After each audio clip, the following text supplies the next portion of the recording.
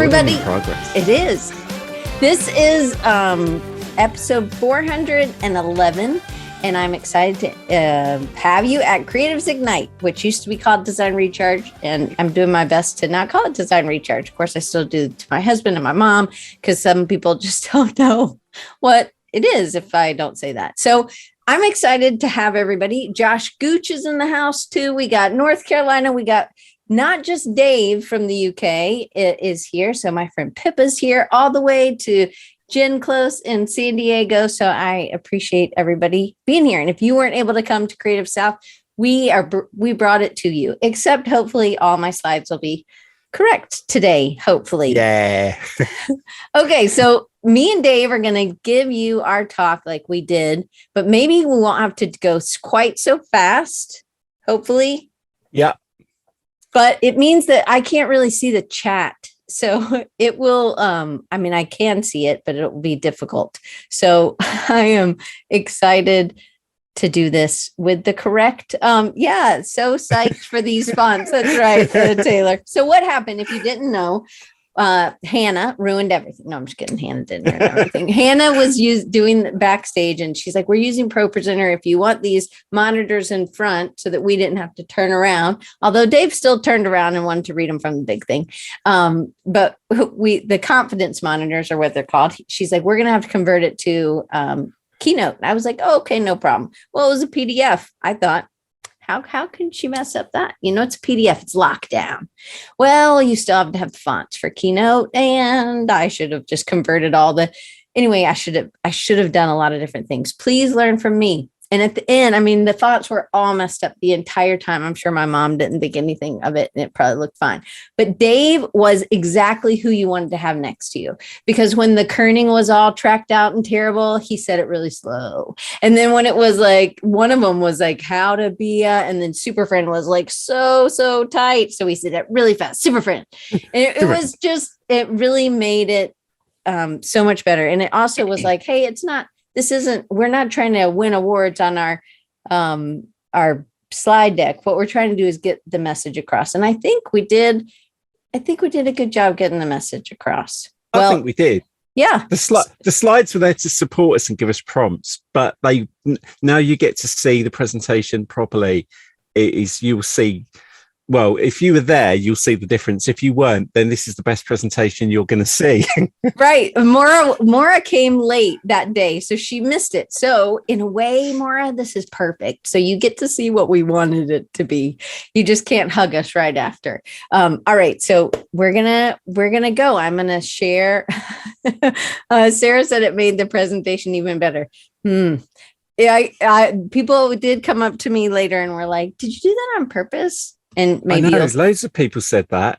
Yeah. Like, oh, that was genius doing that. It's like, yeah, it wasn't though.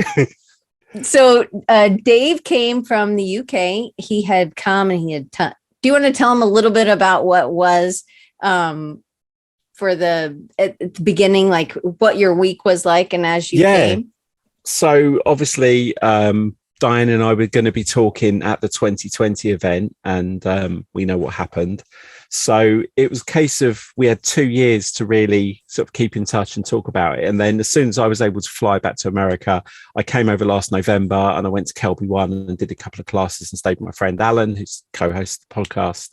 And then booked again to come over for Creative South. Really excited because Mike had kept all the same speakers, and it meant Diane and myself could do our talk that we'd been planning a very long time. So what I did was I came out, I had a day in Dallas, just a day to myself. I'd never been there before. Then I went to Kelby One again, did another class. And then I had 4 Wednesday, Thursday, Friday, Saturday. Yeah, 4 full days at Creative South to see everyone that I've missed for 2 years. The good thing is we'll keep in touch in the Slack group, the community and everything. But I was really excited because Diane and I had put together, you probably don't know this either, but Diane and I had put together a presentation that was a lot different to this. And we ran through it with our good friend Dustin, and Dustin gave us some really good pointers and feedback. And we kind of Diane I'm going to give Diane all the credit for this presentation because she did an amazing job picking the photos and the fonts and everything. But we kind of pivoted the presentation a little bit message was still there, but it was just telling it in a different way. So we had one rehearsal in the hotel room with Debbie Clapper as our audience member, just to kind of go through the time, and we got the timing about right. But yeah, then when it was due to come on stage, I mean, originally it wasn't even going to be on the main stage, it was going to be in the spot next door.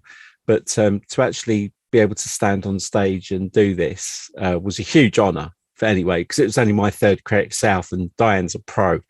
So to actually be up there with you by your side doing it was a huge honor.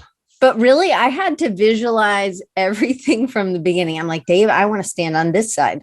And he's like, whatever side you want to stand on is fine with me. But I was like, I had it in my mind, when you're rehearsing it or you're practicing it, I wanted to be, if you're looking at the stage, I wanted to be if you're in the audience, I was be on your right. I don't know why. It just felt like that was what I needed. And so I told Dave, I was like, this is the only thing I really needed. And we did do one trick here, and Debbie's in here. So Debbie's seen it now this will be 3 times. Hello, for Debbie.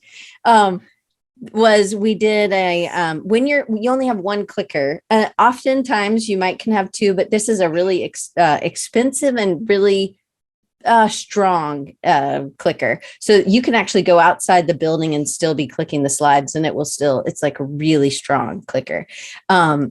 So what happened was I was controlling the clicker. If you know me, you probably are like, oh yeah, right. We know you're a control freak, Diane. We got it. So I was like, okay, Dave, what color do you want to be? And he was going to be blue and I was going to be orange.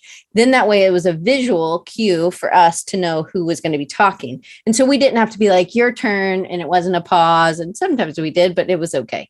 So we're giving you all the insights of how we did it so that you could actually do this too with somebody else from across the pond. You don't have to be where you can partner up right before, right? Yeah, we only had Zoom to go back and forth and sharing a file back and forth, but it worked. I think it worked really well.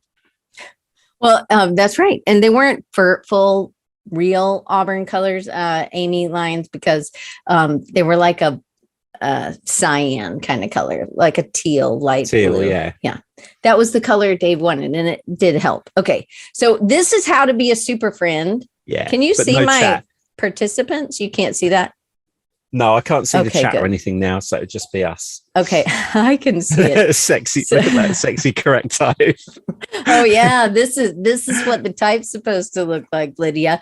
And just so you guys know, if you type to everyone, then everybody will be able to see how funny you are instead of just me and Dave. Okay, so Andrew introduced us, and Dave, you can introduce us today. Yep. So obviously we came out and we'd been through several iterations of in fact, we didn't even have a name for this for quite some time. And then it kind of finally dawned on us after we'd gone through rehearsal and get back and forth that actually this talk was about the secret to being a super friend. That was the thing that we kept coming back to. So we decided to call it this. So that's what this presentation was, the secret to being a super friend. So then, are you clicking? Yes, I'm going to click. I'm sorry. Okay.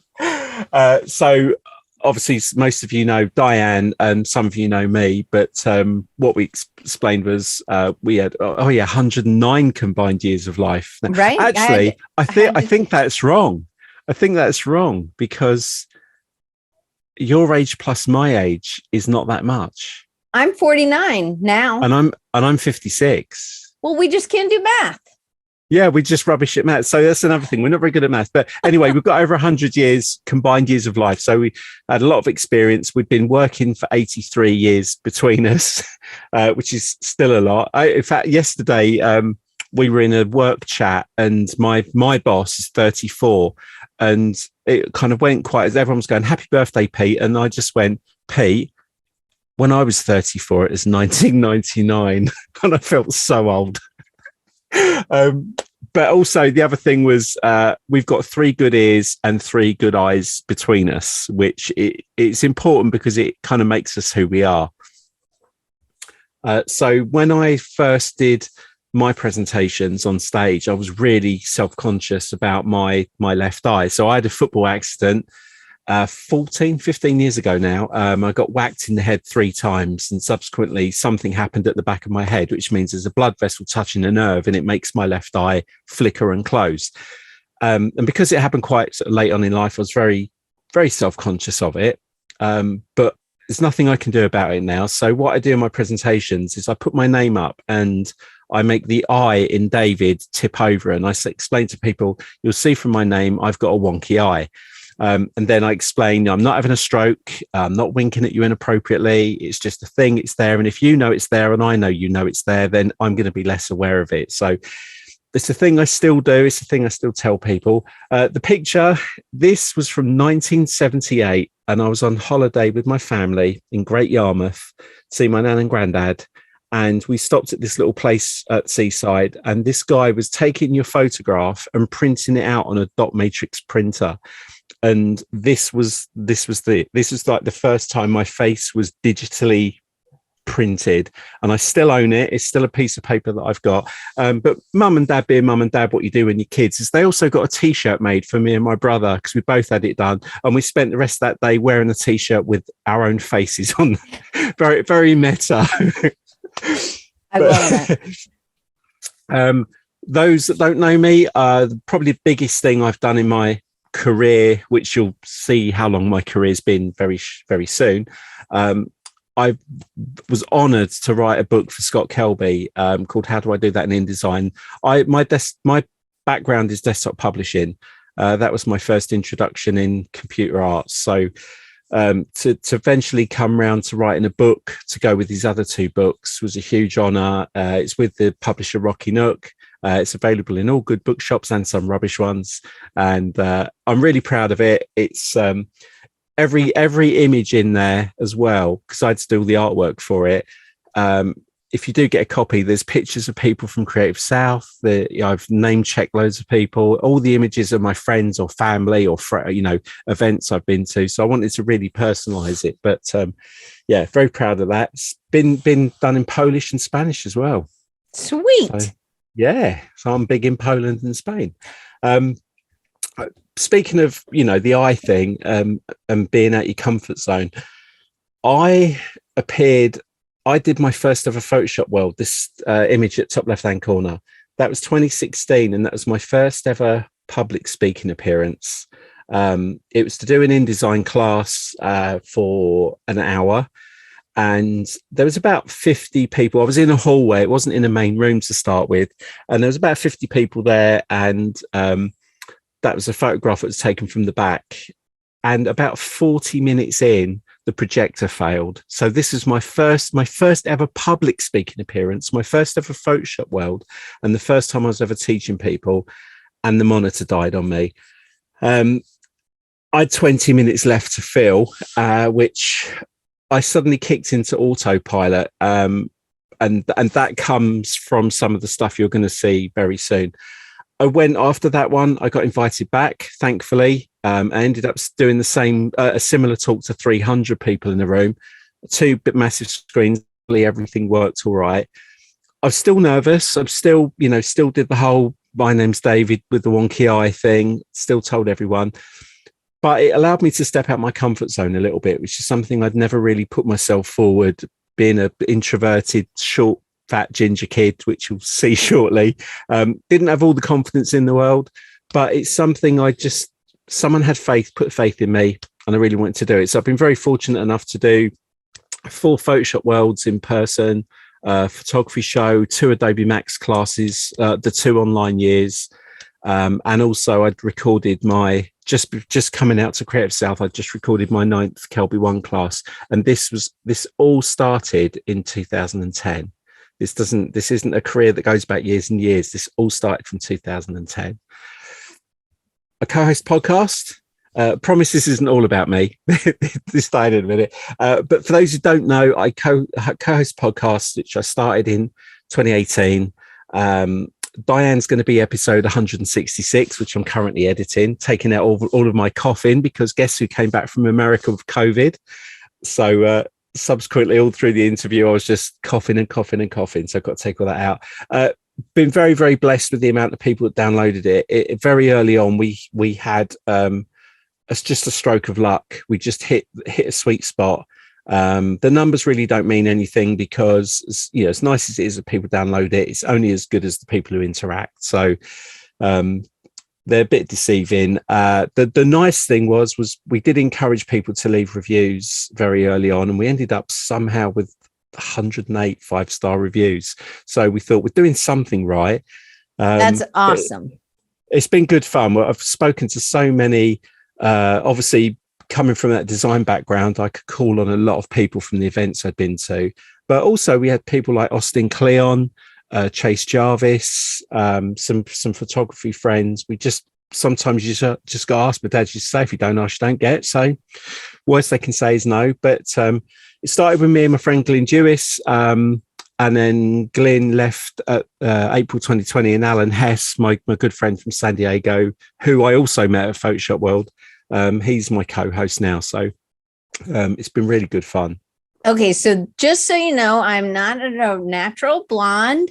I started graying when I was 14. This is what I looked like when I was not 14. But I've always been a short kid. I just wanted to have some young photo like Dave did.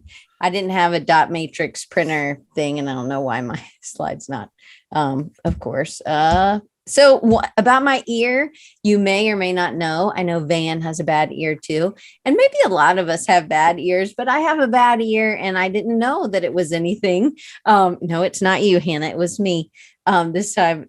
So I hear things. And one time my friend Joanna was saying, oh, I had an auto body experience. And this has been, I didn't know it was anything until recently when I went to get a hearing test, and it's a disease, but I only have it in one ear. So it's called osculosclerosis. Please don't ask me to say it again or spell it. But I heard when she says an auto body experience, I was like, wow, that's weird. Like at the garage. But no, she said she had an out of body experience. But all these mishears have made for much more funny things. Sometimes I am like, I used to say them out loud when I thought, I was like, did you just say? And now I just keep my mouth closed and I laugh inside or laugh out loud because sometimes it's just so funny. But this one I thought was really funny. And if you don't know what I do a lot of web design. I've written 2 chapters in a book. I haven't written a whole book. Because I know lots of people from just meeting lots of people, one of the chapters just featured other people because I like to talk about other people, and not in a bad way, of course, all in a good way, but lift other people up. And then this episode right now, see, Jason, you're on there. You were on there because I was just hoping you were going to be at Creative South. This is my good friend, Jason Karn. He, I don't know what episode he's been on, like the most of anybody, but this episode with Dave today is episode 411. So I'm really excited, and thank you, Dave, for doing this. And thanks for being on stage with me when you were. So if you don't know, also, I would love to be an illustrator, and I also love collage, and I love the insides of envelopes. And Amy Lyons came to Creative South with this bag full of awesome inside of envelopes or security envelopes. And I have it right there. I haven't gone through it all yet. I've gone through some of it, but I haven't organized it yet, but I love it. And so in 2019, my friend Lydia, who I used to work with in Colorado, she asked me, she had written a book about a car with ADHD, and she asked me if I would illustrate it because I had done some other things with collage in my Instagram, and she saw it and she was like, hey, would you want to do this? And I'm just showing you that it's physically there. And then I used all of Dustin's brushes with Retro Supply. So that's something I've done. If you need a good book about ADHD, it's a good one. In 2016, I had an idea for doing a camp or something that was a whole month long. So, you know, how, like, you get into a habit of doing something or doing creative process. But I didn't want it kind of over the head, like a Skillshare class. Nothing's wrong with Skillshare. I love Skillshare. I'm a longtime member, but I didn't want something like that. I wanted it to be more about business. Well, in 2016, I had this idea. Yes, summer camp. And so that was when it came. I was like, well, most of us have more downtime in the summer, and we can do more things that are for our businesses then. And I was talking to my friend Dustin, and he was like, well, you should do it different. Why don't you just be on screen with everybody? I thought everybody was just going to be sending me a video and I would edit it and whatever. And he was like, why don't you do it different? So I did. And then my friend Mario was like, this was in May of 2020, and kind of the world blew up. We'd already gone online. So it was a perfect timing. And thanks, Jen. It was perfect timing, but it was so it was just not a great time to, I felt like, to, hey, would you like to spend some money? Like it could be sensitive, and it was just a bad time. At least in America, we were having a lot of racial things, and there was just a lot of stress. And so I was like, well, what I think camp is supposed to be a opposite of that, right? And in the UK, lots of times my UK friends don't know about what camp's like, but most people maybe in America get an idea of that. You might not have gone. I didn't go away for a long time. Just a week was the longest I ever went away. But anyway, so I was having these doubts. My friend Mario said, because I really had felt called to do this. So I had felt called to do it. And then I put it on hold. And so then I was like, no, I'm going to do it. In December of 2019, I had made that commitment. And Mario reminded me that I wasn't called to be successful. I was just called to be obedient. So in that, I launched it, and it was a huge success. And so, and Dustin was like, look, it'll either be a huge success or it'll be a huge failure. And so I had one workshop the first year. I had 27 speakers. It was for all 5 weeks. And twice a week, we would meet at 2 different times. We would meet one at night on Wednesdays for us. So it was like midnight for y'all in the UK. And then on Saturday, it was like in the afternoon for the UK people, and it was in the morning for us. And Dave was my workshop speaker that year, and that was terrific. And it was really cool. And this was a time where lots of people were just they'd gone online, but they just hadn't really gotten their rhythm. So it was just perfect timing. And then the next year, this was Van's here too today. So Van was one of my workshop speakers and one of my speakers. And so I listened to what people said, that it was a lot to take in, a different, 27 speakers, one a day almost for every day, even some of the weekends. So I changed it so that it was less maybe intense, but you could dive in and you could have some time. And I wasn't trying to make it so that we were doing it like we were on a auctioneer I wasn't making it so that we had to talk so fast to get within 30 minutes, because I was like, 30 minutes. And there's a worksheet and whatever, right? So again, we met with the twice a week fireside chats, and that was really nice. It was a way to get to know people that weren't just in maybe your local area. And we made some good friends, and I made some good friends. And I think that was one of the beautiful things. Maura had written a great blog post, and Maura, you should put that in the chat. And it was really like over the pandemic, we didn't talk about all this because I was really concerned about time during the thing. So sorry, you're getting a little bit extra. But Maura talked about how, you go and you're now alone for all this time, and now coming back and going to that first conference again, I think is different and better, but can be scary. And I think going online and being on camera was scary for a lot of people too.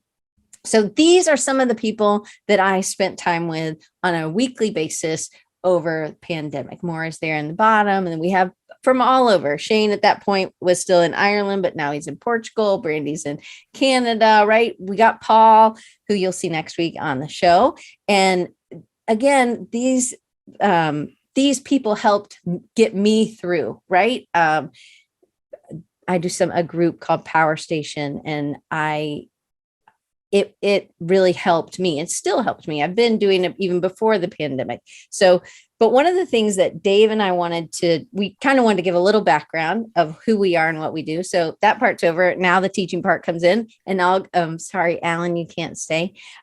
So I always think of it like there's a electrical outlet, and there's the lamp, right? And there's that cord that really we don't notice all that much.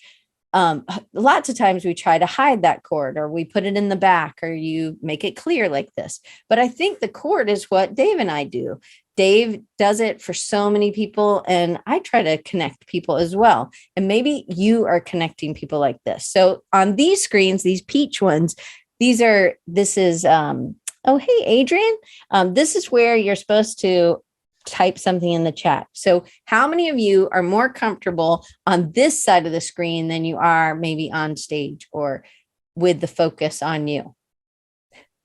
And then no one will answer. Okay, yes, good. Okay, yes, this side, we get it. We happy on both, Dee said. That's good. So I think that a lot of us as designers or as photographers, we're behind the camera, right? But we really are taking something and making something better. And being on the other side of the screen or on camera can make us uncomfortable, but it also, this is what we are doing for other people. So we're really good at it. So you're already good at being a super friend. One of the things I think of it is like, okay, well, I don't really want to be the cheerleader up top. I don't have that awesome of a body, but this is actually like Mario knows somebody in this photo. He's like, how did you get this photo? I'm like, I stole it off the internet. It is not a legal photo, but I always think about this because we are looking at the people on top, not the people on bottom. But us as designers, photographers, we are the bottom cheerleaders, and we are helping to put somebody else's message out, so much so that people don't even notice us, right? We're just doing our job, the sweaty job sometimes. So we're just the connectors. We're happy in the background. And why should you care? Well, because maybe you want to make an impact and you want to change the world. You want to make the world a better place. You want to do things better for other people and your clients. Now Dave, it's Dave's turn. We're rusty. Yes, we're rusty. So yeah, to go back to the title of the presentation, how to be a super friend. There's lots of things you can do. It's not just about being just saying that you are. It's about being a good wingman or wing person. I love Barney in How I Met Your Mother. I just love the way he'd always introduce someone in a bar, but there's more to it than just doing that. You know, it's great that we can be connectors, but being a wingman is all about not just introducing someone, but you're kind of doing a warm introduction. So if you introduce your friend, you know, Jeff to your friend Jenny, you're not going to do that if Jeff's an idiot. And you're not going to waste Jenny's time. So you kind of have to put in a lot of thought about how you introduce people, why you're introducing them, and what you think they can do together. And also, ultimately, that still could help you. But you're being the super friend, but you're also introducing potential super friends. So if you do this, don't just introduce them and walk away. Stay tuned into the conversation, be part of it, because you're now invested in this. You've put two things together and you're invested in it. So help them be part of the conversation. You might find out something about both those people that they'll relate to each other that you didn't know, and that could be useful later on.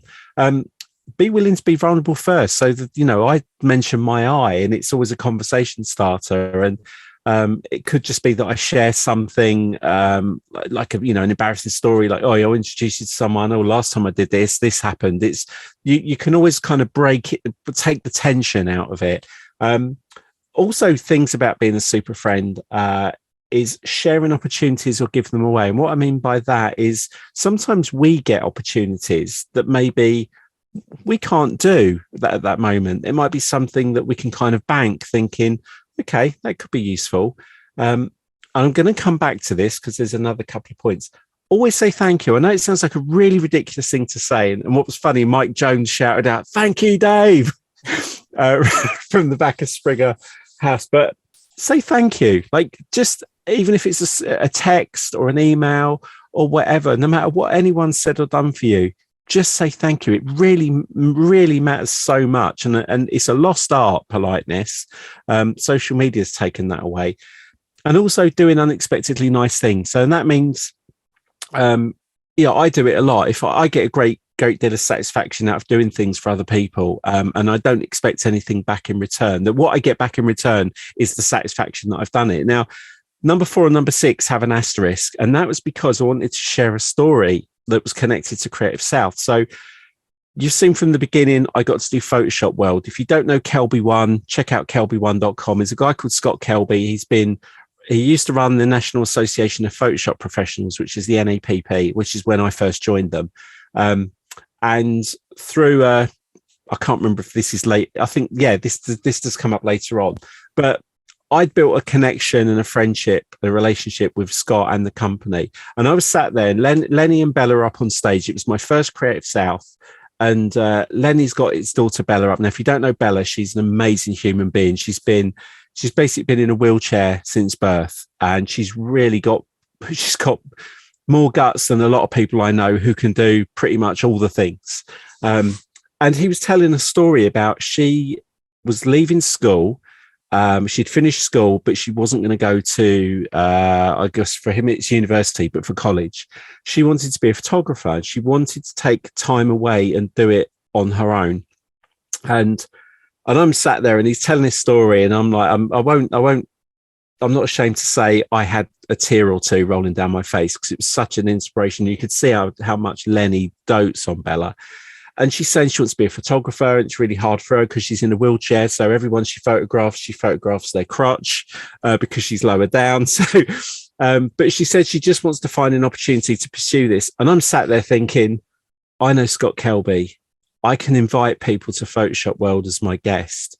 I can give Bella something that I have an opportunity to give away. So as soon as that talk finished, I went straight to Lenny's merch table, and I was like, Lenny, I need to speak to you. I need to tell you something. And I was so excited. And I said, like, look, I've got this thing. I've Kelby One and Photoshop and I was just blurting it all out. Then I took a breath, and then I told him again in proper English. Basically, I hadn't even checked with Scott Kelby. I knew Scott would do it. I knew Scott trusted me. And I knew if I said to Scott, I want to do this, Scott would completely back me 100%. So I got Lenny and Bella tickets to come to Photoshop World in Orlando. I got Bella with Scott. We gave her a year's membership of Kelby One so she could learn at her own pace from all like the best instructors on there. And also Glyn and I, my best friend, Glyn Dewis, because we're speakers, we each get a hotel room as a speaker perk, but we always room together anyway. So what I did was I spoke to Glyn and said that year, look, can we both ask for a room? And then are you okay if we still room together? Because I want to give Lenny and Bella my room so they don't even have to pay for a room. All they've got to do is get to Orlando. We did it. They came down.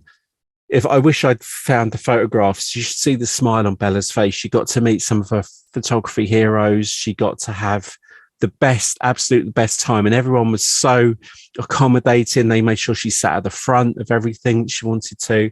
And they managed to stay for a couple of extra days as well. So that's what I mean by doing unexpected nice things. We get opportunities, don't waste them. You know, if you can help someone and pass it on, you don't always realize sometimes the smallest gesture can be the biggest thing for someone else. So always think of other people when you get those chances. The other thing is about being loyal, and this is a long-term thing. This is about being friends, not just because it's a 5-minute, wonder, oh, I want to be your best friend. Is you should never underestimate anyone you meet. I've met people before now. First impressions, I was just thinking they don't like me, or there's something I don't like about them. Don't try to avoid doing that, because you don't know what their background is. You don't know where they come from. You don't know what kind of day they're having. And now it's an art that I never underestimate anyone. It's up to them to spoil the relationship. We've all met people that do that, but that's a really important thing. Don't try and eclipse the other person. If you meet someone and they're telling you something, don't automatically go into one-upmanship mode. Don't be like, oh, hey, you've done that. Yeah, well, I've done that 4 times. Or, oh, you've done this. Well, I did it better. Because all you're doing is that they've got this opportunity to actually maybe be confident and tell something they've never told before, and you're just eclipsing them. Same thing is when you become friends, part of being loyal is sticking up for your friends. And when it's to stand up for them when they're being attacked, we don't mean like behind the bar, down an alley, by a dumpster where they're being mugged. It's online. It's if you're in a conversation and someone's maybe saying some not nice things, stand up for them, because they might not be there to defend themselves. And also, they may not be able to defend themselves because they're online, and sometimes you want to fight back, you can't. The best thing I've always said with my friends in the industry is, if someone attacks you online, the best way to kind of resolve it is let your friends defend you. And you watch, it's like a pack of wolves. They go in, and it's not nasty, but it's about just defending them, just being positive about them, and kind of saying, well, that's a mean thing. Why have you said that? What's your rationing for that? Because people are like that, sadly. This was another one that made people laugh. Open their emails. I don't mean go and take their computer and go in the dark room and read through all their emails. What I mean is, if someone who you know is creative, whether it's Diane or maybe Debbie or Dustin, if they've got an email newsletter, sign up for it, because it matters to them. It really helps them to know that the content they're putting out is useful. So open the email, click on a link. If they've put something they want you to do, an action, call to action, click on it and go and see what it is, because these statistics matter. If they do a survey, fill in the survey. Dustin always sends out surveys, and I always fill them in, and I always tell him, what I'd love to see. Share their stuff. A real big bugbear for me is when you sit and you craft a social media post where you're maybe promoting something you're doing or something you've done, or a really cool thing that you're proud of. It's really lovely that you click like. I know you've seen it and you like it, but do you know what would be awesome? If you could just share that with your friend. Because, to give my book as an example, if I say to someone, oh, hey, I've written a book about InDesign, and they're like, oh, cool, I love InDesign, brilliant, and they stick their thumb up, it's like, okay, they've written a book. But what it would really mean a lot more to me is if they say, I know I've got some friends who are learning InDesign. Oh, I need to tell them about your book. That's what I mean by sharing their stuff. It's lovely that you like it, but please share it, and share it on your social media. If you look through my Instagram, I'm forever sharing other people's stuff and promoting their business. I've no affiliate schemes or anything like that involved. It's just, I do it because I love them. I do it because they love their stuff, and I know it helps them. And it matters. I didn't mean to press the That's down all right. so fast. And same as if you do like, just comment. Even if you're not going to share it, just comment and say why you like the post. You're like, oh, love that new pack you've done. I love retro stuff. Or, oh, that was a great talk you did. Just leave a little comment, because just seeing that feedback, that interaction means such a lot if you're putting the work in. Hannah says she just ordered it and it'll be here Friday. Yeah. So, sorry, I was like leaning in and it just threw my thing. So the other one is to remind people that they're important to you, and how you can do that is some of the same things that Dave said. But one of the things is, if you talk to people in a way that makes them feel important, because they are important. Like, one thing Dave does is, it doesn't matter who it is, he always treats everybody the same. And one thing I do is just, you can strengthen your memory. There's games to play to strengthen your memory. You can remember something about them. If you can't remember their name, you're not good with names or faces, then maybe you remember a story that they talked to you about. So you're not like just trying to like one up them. You're just trying to remember something about them. And then something else that I do is I reintroduce myself. So when I'm not sure if they'll remember me, I just say, hey, I'm Diane, because it feels like a heel when you're like, I have no idea. I know we've talked. I can't. And it's hard to say that. It's hard to be that person to say, I can't remember your name. It could be my sister, and I just have blanked on her name. Right. So it's good to have that wingman to be like, oh, you're such a heel, Dave. I'm Diane. What's your name? And you ask somebody, and then Dave gets out he doesn't have to say, oh, I'm so sorry I didn't introduce you, or I can't remember your name. But I always think, hey, this is the even better is just reintroduce yourself, because you don't know where somebody was when you met them. They could have been really busy, or they could have been really tired. They remember your conversation, but they can't remember something. So I just want to share, there was a story I was going to tell on stage I wanted to share that my older brother does. whenever I'm with Alan, my brother can never remember anyone's name, but he can always remember their face. So if someone's walking towards him, he'll say to me, "Oh, Dave, this guy that's coming towards me, I don't know his name." And so don't worry, got you covered. And so we have this little thing where I say, "Oh, hi, I'm Alan's brother, Dave. So what's your name?" And they'll go, "Oh, it's Tom." And my brother always goes, "I could have told you that was Tom, Dave." And but it always makes me that. But it's just a little trick. It makes that person feel like you haven't forgotten their name. And I'm the vulnerable one because I'm being the one being, "Oh, I don't know you. Hello, I'm Dave. What's your name?" And then my brother just steams in and throws me under the bus. And when you're in, and this happens a lot when you are at a conference. So this is something thank you so much for Amora put her post on there. So you guys should click on it because it was really good. But if you're standing in a circle, sometimes if you're at a conference or you're excited to be with your friends, right? You haven't seen them in a while, but always leave one hole for an invisible person to be able to come up and make room so that it may be uncomfortable. I don't know why cats like to squeeze into these tiny spaces, but just this is your visual cue to remember to make room for other people. And that was make room for other people. And then I like to do the math. I think math is difficult. Clearly, Dave and I can't do the math about our ages, but so I always try to talk to Dave in Dave's time zone. He's British summertime now. So I try to talk to him. I try to say, "Hey, I know it was 7:30 when we started for him today, just because I've done it enough. And I can tell I have a little bit of hard time with the Hawaii because they don't change time zones. There's certain times, right? But I try. That just makes people they might not ever notice.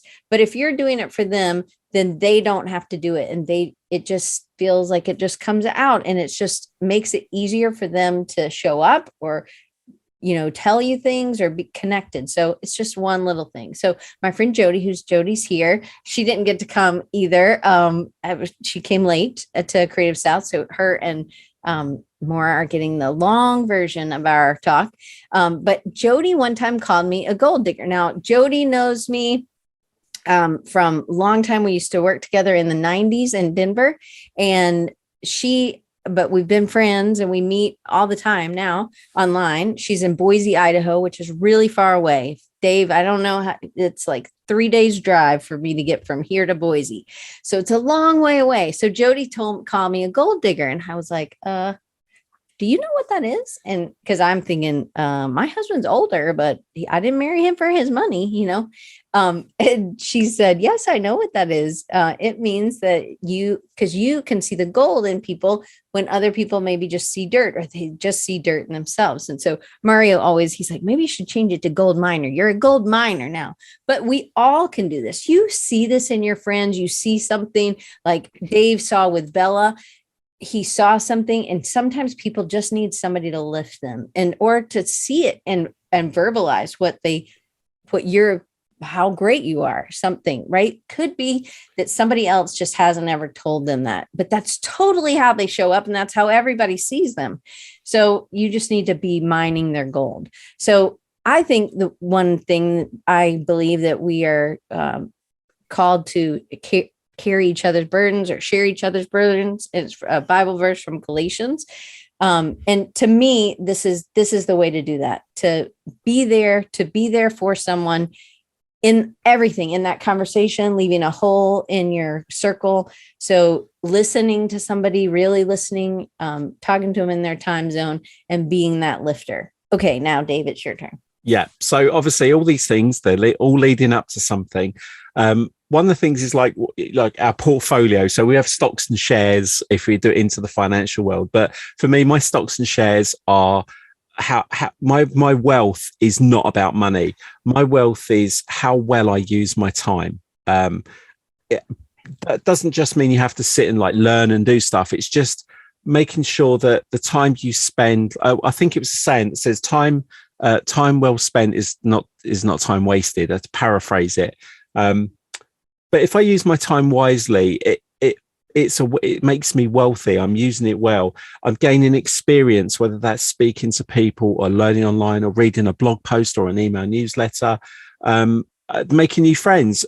Funny enough, I was I was on TikTok this week. I know people laugh when I say on TikTok. There's a lot of really good designers and creatives on TikTok. It's not all idiots dancing.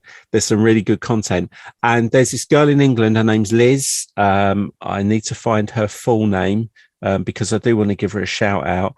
And Liz Mosley. And I was watching her content and it was really resonated with this talk that we're doing because she was kind of saying the same stuff. So I connected.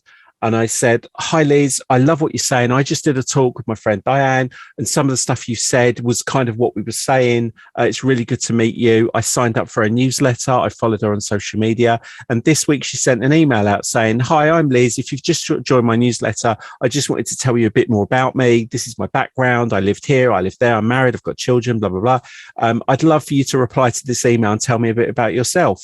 So I did. I replied and I said, this is my background. I've got kids. I do this. I do that. The reason why I connected with you, why I loved you was because what you were saying was because of this. I could have just liked her post and scrolled on. But for me, it was really important. I've made a friend or a colleague. We may not end up being besties, but I'm going to follow her. She's got a podcast. So I'm subscribing to her podcast. She's giving mine a listen.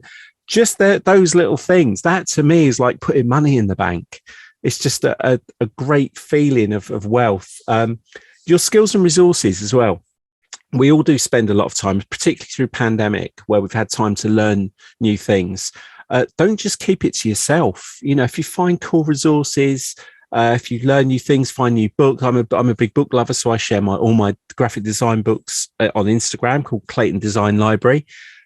It's all my design books on there. People always ask me about them, so I put them in a place to share. You can see the cover, and for every single book, and there's 500 in there, I do a flick through of the whole book in about 30 seconds to a minute. That's all right. Sorry. That's all right. But these are all things that make me wealthy. These are all things that fill up my bank account of goodness. And the more you do it, the more satisfaction you're going to get from it, and you're going to earn interest from doing this stuff.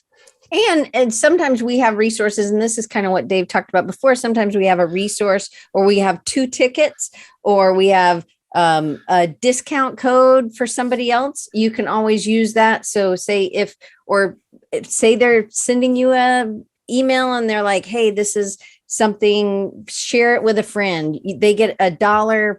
They get this whatever membership for $1 for a month. Sometimes it's just nice to do something like that. And I know that Dave's done stuff like that. He buys things. Buys things with money, yes, but it's also like what we're doing. What are you doing? Maybe you do something for a nonprofit. That's your skills and resources too. Yeah. So how many in the chat? Remember, the peach ones are interactive. This was a little bit easier when we were just raising hands, but you guys could raise your hand, but we wouldn't see you. So how many of you have ever sent an email? I'm imagining everyone in here is saying yes. Amy Lyon says yes. So Dave. Right. So sending emails. I know it seems like a really weird thing to say, but communicating with people is really important. And when we send an email, I know there's a lot of people say, keep it short and sweet. And others are like, no, tell me all the things. One of the things I've found using emails is connecting with people, and not just, a lot of us are very guilty of asking for stuff. And I, being the person that I am, way back in 2009, like I said, I wanted to get some photography training. I found this company called the NAPP on Google. I liked the look, what they did. I've been buying their magazine called Photoshop User Magazine. And, but it seemed like a very American-centric organization, but they had a lot of really cool stuff. So I sent an email to their marketing person and said, hey, look, I found I've been reading your magazine for years. I'm in the UK. You do a lot of really cool stuff. Like when people join, they get signed books, but anyone in England doesn't get that. And yet we would still pay the same price for membership. So is there anything I can do? Any feedback I can give you? Is there anything I can help in any way to help other people like me in the UK get something, get more benefit from this membership? And it was $199 at the time. It was a lot of money. They eventually halved it. They made it a cheaper version for international, which was something that I'd helped do. where you got a digital version of the magazine. But yeah, it was kind of like an international membership. But I didn't ask for anything. I'd paid for my own membership. All I wanted to do was help them. They came back. They were very positive. They made me, they called it an evangelist, which was, you know what the meaning of evangelist is. That's what I did. I wasn't paid for it. I set up a website, social media presence. It was called Nat Member UK. And I'm trying to think, it was within 2 years, I'd got 110 people to join NAPP. Which was the most anyone had ever done. And that was just me being me. That was just me connecting, pointing people. But one of the things I wanted to do was they had this big event called Photoshop World in America. And I'm sat here in Swindon in England, looking at the fair prices, thinking, look, I've got to show these people who I am. I've got to go to their event. I've got to put my money where my mouth is. So I invested in myself. I put some money away. I got a flight to Las Vegas. I stayed in Mandalay Bay. I was going to my first ever event. I thought it was going to be like a teeny tiny fish in a massive, massive pond. And the first thing that happened when I got there was I was making instant friends. Alan Hess, who's now one of my best friends and co-host, we were stood in an elevator and he looked down at me and said, "Are you Dave Clayton?" And I was like, yeah, because by then I was like, my name was associated with being the Nap evangelist. And I said, "Yeah, you're Alan Hess. How do you know it was me?" He said, "Nobody else in America would have skin as pale as yours and not be English. So you had to be Dave." And we just became fast friends. I'd obviously gone to meet Scott. I got to meet Scott. I introduced myself. I'd also got Scott to come to London and come and do a talk for UK members and UK photographers. And I emailed Scott and said, "Hey, when you come to London, I'd love to take you out for a coffee and just chat to you. We didn't really get much of a chance at Photoshop World. And, if it's anything I can do to help your day when you're teaching any better, assist you, whatever, I'd love to." He came straight back and said, "Dave, we're spending the day together in London. We're going to go out. I'm going to invite this other guy I know called Glyn Jewis, who's a photographer in the UK. We're going to spend the day together." I met Glyn 14th of October, 2010. I'm good with dates like that. We met at Paddington Station and we went and met Scott and we had a fantastic day with Scott, and two really good friendships were forged that day. So far, that's 2 emails and I've had 2 incredible things come out of it. And all I've done is offered my help. Through being at Photoshop World, I got a relationship with Adobe because they sponsored it, and I got to get to know the Adobe evangelists. Then I got to meet this lovely lady called Kathy Waite, who worked with Adobe. And I said to her, one day I'd love to go to Adobe Max, but it's way out of my price range. I just really couldn't do it. She very kindly arranged for me to be able to go to Max and be a teaching assistant. She wouldn't have done it if she didn't trust me. But it was a lovely thing for her to do. So I had to pay to go to Adobe Max. Now, this is a halfway point of this story. There's a point to this. In that time, I'd seen this blog post by this guy called Aaron Draplin. I didn't know who he was, but 2 things stuck out for me. One, I loved his aesthetic, I loved his work ethic, and I loved his bookshelf. And I took screenshots of his bookshelf, and I now have a book problem because of Aaron Draplin, because I found so many cool books. But I'd seen that he'd been to England once. So I sent an email to Aaron Draplin. "Hey, I've just seen this blog post. Loved what you were talking about. Love your bookshelf. I'd love to see more of your bookshelf. I see you came to England once. I'd love for you to come over again. What can I do to make this happen? Is there anything I can help you with?" He came back and said, "I'd love to come back, but obviously, the costs and everything. I don't know how we could make it work." So I was actually going to do a Kickstarter scheme to get this to happen and take all the risk. I knew what his fee was. I knew what the flight was. But luckily, due to my relationship with Adobe, I went to them and said, "Hey, look, I've got this opportunity. This guy said he'll come over. Could you help sponsor it in any way?" My friend Tony Harmer, give him the credit. He was at Adobe at the time. He said, "Leave it with me and I'll come back to you." He came back to me and he said, "Adobe have agreed to pay for it. If you've got him to the point where he'll come, we'll pay for it." which was amazing because I could go back to Aaron and say, hey, look, I'm going to hand you over to Adobe now. They're going to put on a whole event with you. It's him, Dan Mumford. I can't remember the other person that was on. But I was going to Adobe Max. I wanted to meet him. I wanted to put my face in front of him. He recognized me straight away, which was fantastic. We had a big hug. If you've met Aaron, he's a hugger. So we spent a bit of time there, and he was going to come back to London, which he did. Another thing that happened while I was at Adobe Max, I'd seen there was a class being held by a company called Astute Graphics, and I knew who they were. I didn't have their product at the time, but I had tested it. So I emailed them and said, hey, I'm going to be at Adobe Max. I can see you are. I've got a bunch of friends in the industry. You're obviously doing plugins for Illustrator. If I can help in any way while I'm there, I'd love to meet you, and I'd love to introduce you to as many people that I know and get them to know your product. Camilla came back, marketing manager.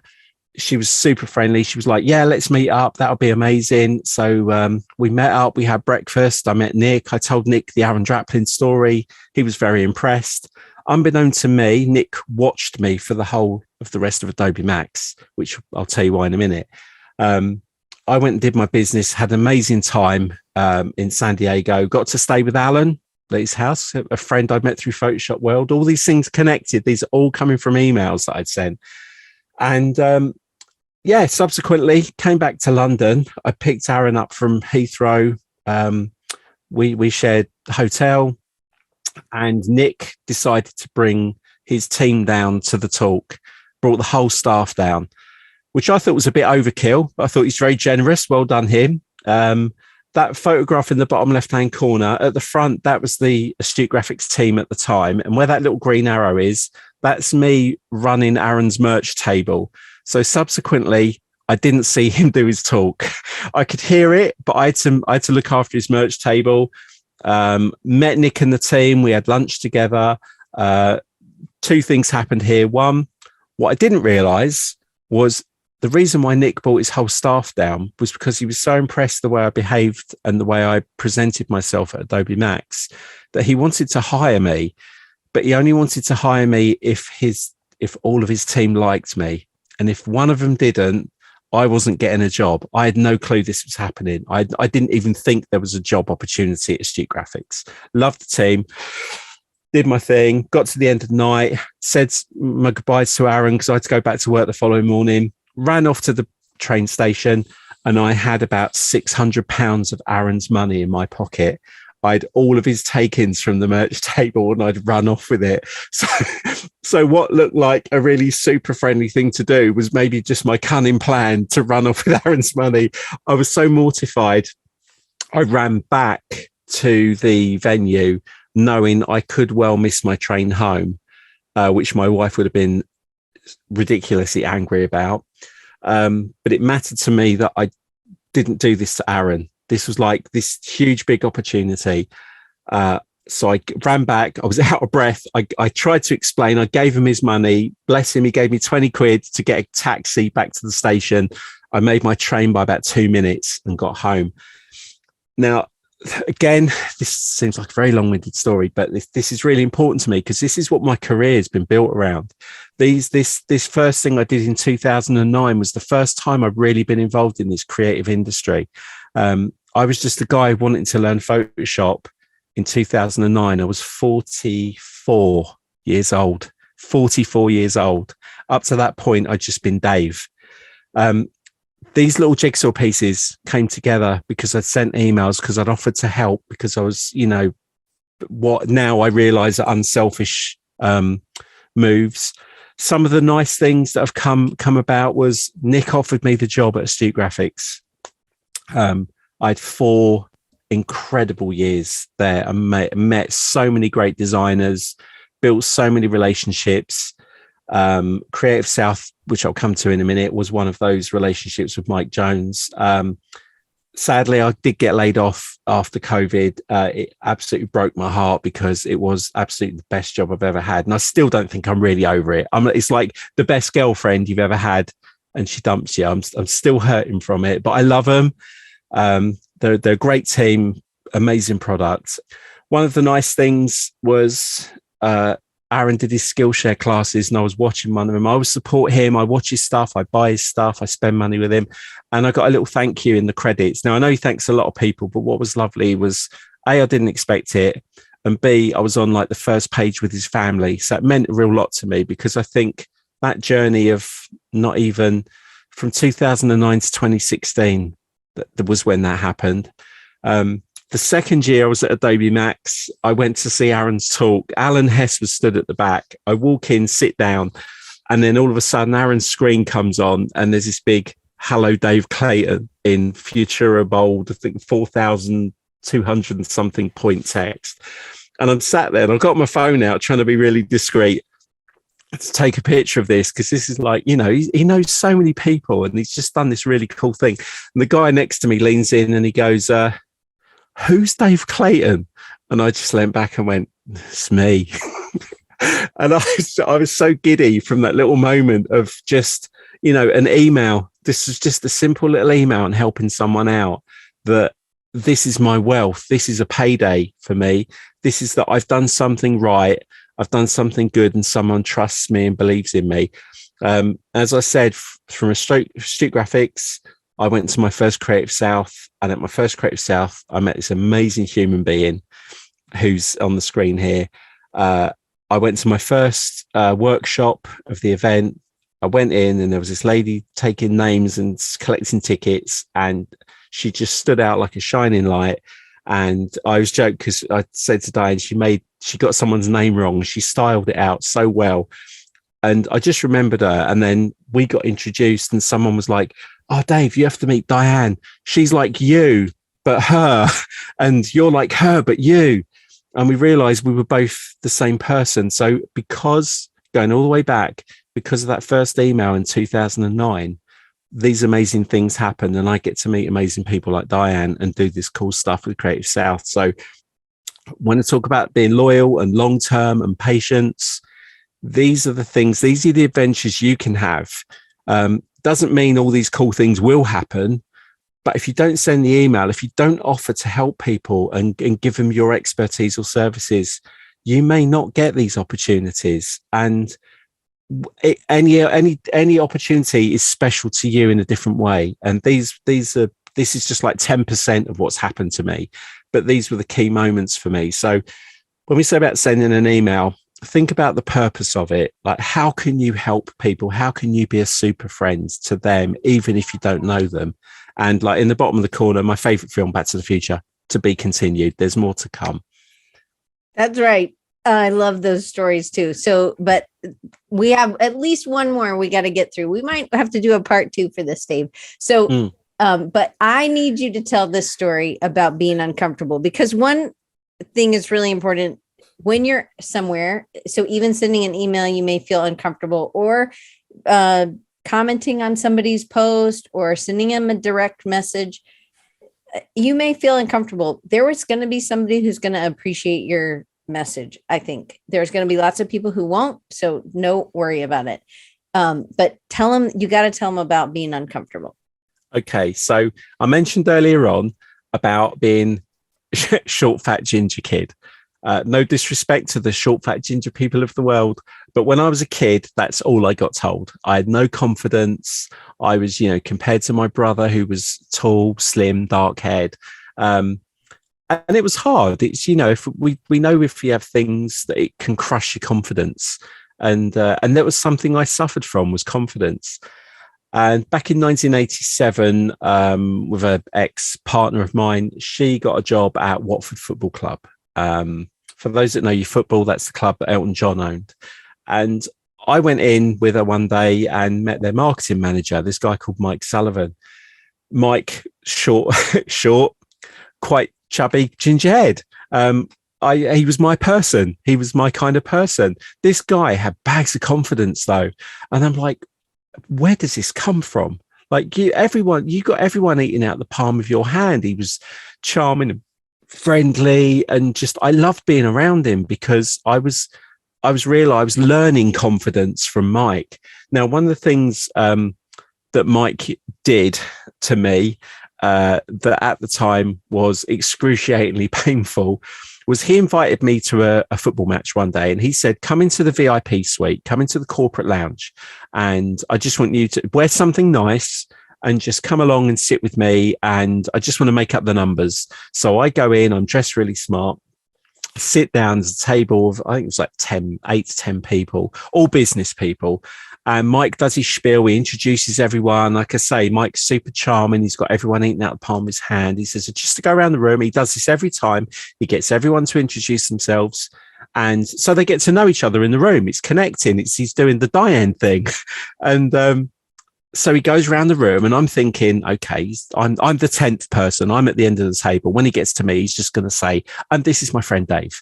No, Mike being Mike, when he gets to me, he introduces me with a completely made up name, working for a completely made up company, and that I have a really interesting story to tell. And I'm just sat there looking at Mike. If my eyes could have burned holes through his head, they would have done. But I kind of got what Mike was doing. So I went along with it, and I said, hi, I think the name is Joe something. Basically, he'd introduced me as the youngest CEO of a plastics company. And I was there to explain what my company did and what my job was. From with no warning, nothing. He's put me right on the spot, and I did it. I got through it. He was just giving me the biggest smile, because I realized at that point what he was doing. And Mike went on to do this over and over in different situations. He'd introduced me to people. The more women that were in the room, the more embarrassing my story got. But ultimately, this was the kind of stuff that this guy I met in 1987. In 2005, he introduced me to my wife. When we're married now, we've got 4 children. And Mike did the same thing to me with her. He introduced me to her. He told her a fake story about me, which I had to go along with, which won her over, apparently. So he knows I am for that. Another thing Mike got me to do was he knew I didn't really play much sport. The picture on the left is us playing football. He got me to come play football for Watford staff team, which was awesome. I love that photograph of us. But Mike used to run a lot, and Mike used to say, like, I go out running because I get a lot of thinking time, and it's good, it's good to be outdoors. Do you want to come out for a run with me? And I said to him, Mike, I can barely run a bath, let alone run outside. But he says, no, come out with me. So, okay. So he goes and finds me the tightest t-shirt and the shortest shorts he can find, just to embarrass me. But I'm not going to let him beat me. I go out for a run with him. I'm about half a mile round. I thought my internal organs were going to fall out of my backside. I'd never run before. I played football, but I'd never properly run. This was January 1991. Just want you to know this is important. This is how Mike really pushed me and had faith in me. January 1991, we go out for a run. I've done half a mile. I think I'm going to die. He keeps inviting me over. We go out for longer runs. We build it up 3 miles, 4 miles, 6 miles, get to about 8 or 9 miles. And he can see I'm getting comfortable. And he says, what are you doing on I can't remember the day, April the 12th or something, which was the day of a big football match at Wembley. So I'm like, oh, Mike's got us tickets. I'm like, Mike, I'm completely free. I'm completely free that day. Do whatever you want. What I didn't know was Mike had entered me into the London Marathon, 26.3 miles, that was running in April. And I'd only started running in January. And he kept me going. He never told me. He only told me, I think it was something like the 3rd week of March. I think it was about 3 weeks out from the London Marathon is when he told me he'd entered me, by which time I'd got up to about 18 miles. And when he told me what he'd done, I told him politely where to go. I said, go forth and multiply, or words to that effect. There was no way I could have done this marathon, but Mike believed that I could. So I sort of said to him, okay, all right, let's do it. You think I can do it? I'll do it. So he pushed me, and I said to him, how quick do you want me to do it? And he said, you've been pretty good. You've been putting in the miles. I think you can do it in 5 hours. So I was like, okay, 5 hours it is. That's my finishing photo. I beat his time by 1 second to 4:59.59. And you say to me, I knew you wouldn't let me down. he was, as much as that sounds really hot, I think Barry just put, I don't know whether I like Mike or not.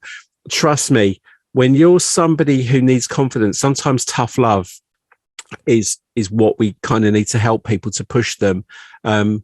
Don't do it to allow them to fail. That's not good. But Mike would never have done any of this for me if he didn't think I had it in me to do it. And I tell you now, the confidence that grew from that relationship of meeting him in 1987 to everything that man did for me. He took me to America for the first time. I subsequently did 8 London marathons, which I'm really proud of. Even to this day, when I see Mike, he will always try and find a way to push me or test me on something, because he just knows, he's tuned in. We're tuned into each other. But if you've got a Mike, if you've got a friend that is doing these kind of things for you, allow them to do it, because you will grow as a person. You will learn from them. Mike, I'd since found out Mike had gone through the same thing when he was younger, and he had a mentor that pushed him. Mike was my mentor, my friend. He's just, I just can't say enough nice things about this guy. One of the things that I was going to put in, Mike nearly died in a plane crash. And if I could show you the picture of the plane crash, you would wonder how he lived. And I always remember Mike used to say to me, if I ever died, would you come to my funeral? And I used to say to him, don't say that, Mike. So, because if you ever died, you would have so many people at your funeral, all the people you've helped, there wouldn't be enough room. And when he had the plane crash, it was one of the hardest days of my life, because I thought I'd lost like this amazing man in my life, but he survived. They all survived, thankfully. And it's even to this, like I say, to this day, if I hadn't had a Mike, I don't think I'd be sat here talking like I am. I owe so much to him for what he did for me. So I will forever be grateful for what that man, for the wealth that he gave me. So being a Mike and also finding a Mike, we all need both people. Both. Yeah, and I do this now. I've taken so much from Mike that I tried to do this for other people. I don't put them in embarrassing situations and tight shorts, but I do try and take bits from Mike's learning and pass it forward. For sure. All right, so we are going to stop and we're going to do part 2. So you had 4 tips for the first part. See, we did really fast at Creative South. Yeah. We did it in 42 minutes, I think. So we did. We will do part 2, which is 5, 6, 7, and 8.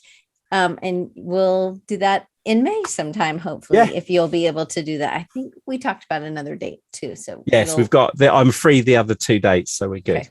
So just so you guys know, next week we got Paul, long time Design Recharge, Creatives Ignite. Love Paul. Paul is amazing as a designer, as a book designer.